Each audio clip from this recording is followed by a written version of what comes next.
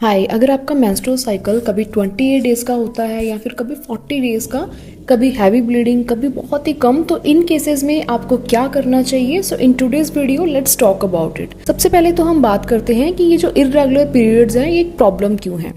Irregular cycle का मतलब सिर्फ डेट का इधर उधर होना नहीं होता। अगर आपका साइकिल 28 डेज से कम या फिर 35 डेज से ज़्यादा है, एवरी मंथ आपके साइकिल का एक डिफरेंट पैटर्न है, 2-3 मंथ स्किप हो जाते हैं या फिर बहुत हैवी या फिर बहुत ही पेनफुल पीरियड्स हैं, तो इसका मतलब है कि आपके जो हार्मोन्स हैं वो डिस्टर्ब हो रहे हैं।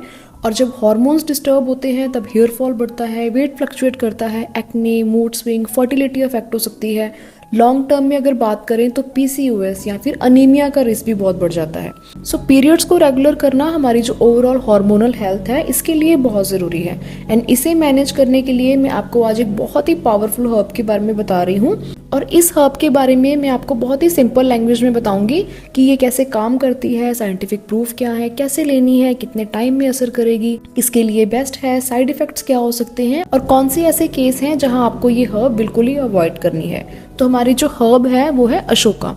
तो आप में से बहुत जनों ने इसके बारे में ऑलरेडी सुना होगा। तो ये कैसे काम करती है, अशोका हर्ब जो होती है ये हमारे यूट्रस का एक टॉनिक मानी जाती है। यूट्राइन लाइनिंग को सपोर्ट करती है, एक्सेस ब्लीडिंग को कंट्रोल करती है, हार्मोनल इम्बैलेंस को भी रेगुलेट करती है। तो आयुर्वेदा में तो ये सेंचुरी से यूज हो रही है। बट इसके साथ साथ ऐसी बहुत सारी रिसर्च स्टडीज भी हैं जो बताती हैं कि अशोका बार्क एक्सट्रैक्ट मेनोरेजिया यानी कि हैवी ब्लीडिंग केसेस में ब्लीडिंग कम करता है और इर्रेगुलर पीरियड्स को रेगुलेट करता है। तो अगर आप भी इर्रेगुलर पीरियड्स की प्रॉब्लम से डील कर रहे हैं तो आप अशोका हर्ब का बेनिफिट ले सकते हैं। बट हमेशा एक बात मैं जरूर बोलती हूँ कि अपने डॉक्टर से ऑलवेज कंसल्ट करने के बाद ही आप कोई भी हर्ब लें। रीजन बीइंग कि कई बार ऐसा हो सकता है कि आप ऑलरेडी कोई मेडिसिन ले रहे हैं या फिर कोई ऐसी प्रॉब्लम है जहाँ पे इस हर्ब को अवॉइड करना था, बट ऐसी कोई मिस्टेक ना हो तो वो पहले ही क्लियर हो जाती है।